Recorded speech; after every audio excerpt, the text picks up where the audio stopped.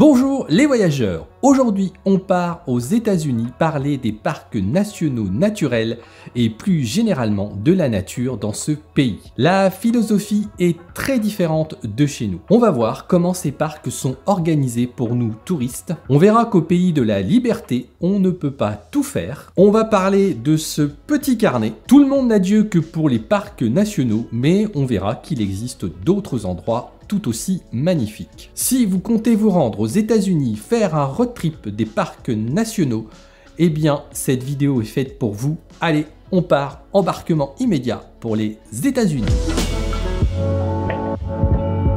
On a, je trouve, une certaine indulgence avec ce point qui devrait nous étonner. Il faut se dire que la plupart des spots naturels aux États-Unis sont payants. Vous imaginez si demain on vous dit que pour aller visiter les gorges de l'Ardèche ou monter en haut du Ventoux, il faut payer? Le tollé que ça ferait en France. Aux États-Unis, ça passe un peu comme une lettre à la poste. Là-bas, voir le Grand Canyon ou le Horseshoe Bend, c'est payant. Alors vous allez avoir à l'entrée des parcs nationaux une guitoune, comme en fait une sorte de péage pour payer l'entrée dans ce parc. Les prix sont différents d'un parc à un autre. 35 $ pour le Grand Canyon ou Bryce Canyon, 30 $ pour la Death Valley ou Joshua Tree, 10 $ pour Capitol Reef. En fait, tout dépend de la renommée du parc. Alors, un petit point de détail que je tiens à aborder avec vous. Il se pourra par moment que vous n'aurez personne à l'entrée des parcs nationaux au niveau des péages. Pour notre part, ça nous est arrivé en février 2019 quand nous nous sommes rendus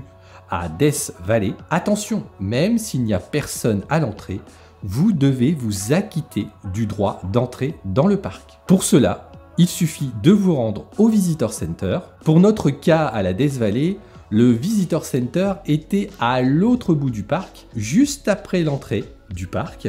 Il y a un petit air et là, vous avez en fait une petite boîte où vous mettez l'argent et vous prenez un ticket, comme quoi vous avez bien payé l'entrée de ce parc. Alors, n'essayez pas de gruger, laissons une bonne image des Français et de la France là-bas aux États-Unis, enfin n'importe où dans le monde, s'il vous plaît. Attention de bien laisser en apparence ce ticket, ce droit d'entrée, parce que les rangers patrouillent dans le parc et s'ils voient qu'il n'y a pas de ticket, eh bien, ils peuvent vous mettre une amende. Si vous projetez de visiter plusieurs parcs, je vous conseille évidemment de prendre le Pass America The Beautiful. Il coûte 80 $ et vous donne accès à tous les parcs nationaux et certains parcs. C'est à voir, c'est à bien regarder avant de visiter.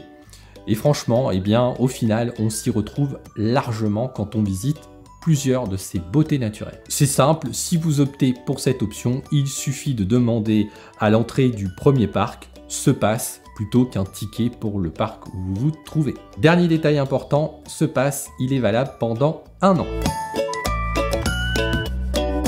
On peut se demander à quoi sert tout cet argent. Eh bien, quand on commence à visiter un parc national, on comprend vite où passe notre argent. Vous trouverez dans tous les parcs un Visitor Center. Pour comprendre à quoi ça correspond, eh bien en fait, c'est un mélange d'office du tourisme, de boutiques souvenirs, et puis parfois vous avez un mini musée dans ce Visitor Center. On se rendait dans le Visitor Center pour plusieurs raisons. Déjà pour aller aux toilettes, ensuite pour essayer de récupérer les informations sur les randonnées qu'on pouvait faire dans le parc, et puis aussi et surtout pour un de mes enfants aller remplir ce petit passeport. Et oui, franchement, ces Américains, ils ont quand même de bonnes idées. Quand on veut motiver un enfant à aller visiter un parc, eh ben on fait quelque chose mais d'assez basique. On crée un passeport, alors évidemment payant, et en fait sur ce passeport, vous avez tous les parcs nationaux américains, donc ça vous informe aussi si vous voulez savoir où sont les parcs, eh bien c'est bien pratique. Et puis ce qui se passe, eh ben, quand vous allez dans un parc, en fait, dans le Visitor Center, vous faites tamponner pour dire que vous êtes passé comme dans un pays avec les anciens passeports. Et ben franchement, ça fait mouche parce que un de mes enfants a adoré ce concept et il attend qu'une chose, c'est de pouvoir y retourner pour remplir de nouveau des pages de ce passeport. Alors les parcs avec ces fameux rangers peuvent aussi proposer des randonnées spécifiques ou des petits ateliers spécifiques pour expliquer quelque chose. Bon, évidemment, il faut savoir parfaitement comprendre l'anglais. Pour notre part, on n'a jamais fait appel aux rangers parce qu'il y a la barrière de la langue. Les rangers sont les gardiens de ces parcs. Ils sont là pour vous aider, pour vous conseiller, pour vous informer, mais ils sont aussi là pour surveiller que vous ne faites pas n'importe quoi et que vous respectez bien la nature. On peut aussi dire que tout cet argent de droit d'entrée sert aussi à aménager les parcs parce que là-dessus, franchement aussi, c'est vraiment super bien aménagé dans les parcs nationaux.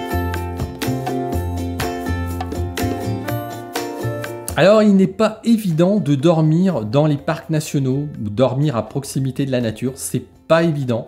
J'en ai fait une vidéo spécifique. Je vous la mets ici en lien et puis vous pouvez retrouver aussi le lien dans la description si le lien ne s'affiche pas ici. J'ai vraiment fait une vidéo détaillée sur ce sujet bien particulier. Comme je le disais en introduction, tout n'est pas possible au pays de la liberté. De ce point de vue, les États-Unis sont très protecteurs de leurs joyaux naturels. Les parcs sont parfaitement aménagés et organisés, mais vous ne pouvez pas accéder à tout ce que vous voulez. Je vais prendre quelques exemples. Le lieu qu'on appelle The Wave se trouve dans le Vermilion Cliffs National Monument. Ce lieu n'est accessible que pour 20 personnes par jour. Et attention, il faut être chanceux pour aller voir ce lieu parce que vous devez participer à une loterie. Je vous mets en description une vidéo qui présente parfaitement cette histoire de loterie et d'accès à The Wave. Un autre lieu très protégé, The Subway, qui se trouve dans le parc national de Zion. Le principe est le même, il faut gagner à une loterie pour pouvoir accéder à ce lieu magnifique. Ces loteries sont évidemment payantes, vous vous doutez bien. Et encore plus fort, c'est que si vous gagnez, eh ben vous devez encore payer un droit supplémentaire pour justement accéder à ces lieux. Un dernier exemple, un endroit que j'avais repéré lors de notre road trip en 2019, Canaraville Falls. Et bien là, on est dans le principe premier arrivé, premier servi. Chaque jour, vous avez 150 places et c'est tout. Du coup, nous, eh ben, on ne s'est pas rendu à ce lieu à cause de ce système de premier arrivé, premier servi. On avait peur de ne pas avoir de place. On a préféré donc aller dans un lieu où on était sûr de pouvoir visiter. Aux États-Unis, c'est comme ça et finalement, je trouve ça très bien.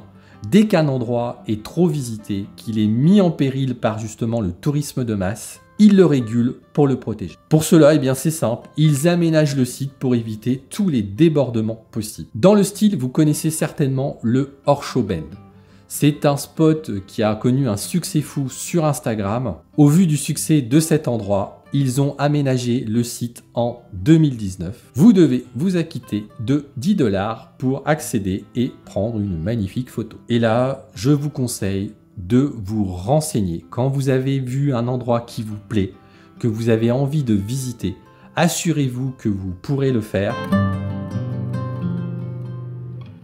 Alors oui, les parcs nationaux sont un excellent repère de points de chute, de points de visite pour votre road trip. Yellowstone, Yosemite, Grand Canyon, Zion sont des incontournables. Mais vous pouvez trouver d'autres pépites à visiter. Je pense en particulier au State Park.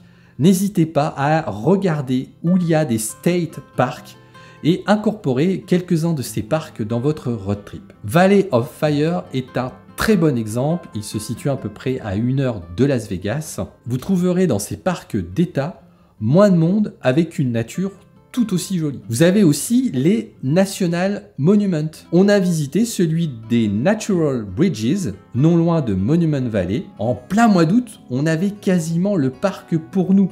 C'était agréable et beau. Vous avez aussi les National Recreation Area. Désolé si l'accent est pas terrible. Pour exemple, le lac Mead, non loin de Las Vegas, est un type de National Recreation Area. Et puis vous en avez d'autres, vous avez aussi les National Forest, les National Preserve. Tout ça pour vous dire que vous avez certes les parcs nationaux qui ont fait l'objet donc de cette vidéo, mais aussi ayez l'esprit ouvert et regardez ce que vous pouvez trouver comme autre lieu à visiter qui ne soit pas dans un parc national. Alors si vous voulez vous évader un petit peu et piocher des idées pour votre prochain voyage aux États-Unis, je vous invite à me rejoindre dans ces vidéos qui sont des exemples de notre road trip qu'on a fait en été 2019.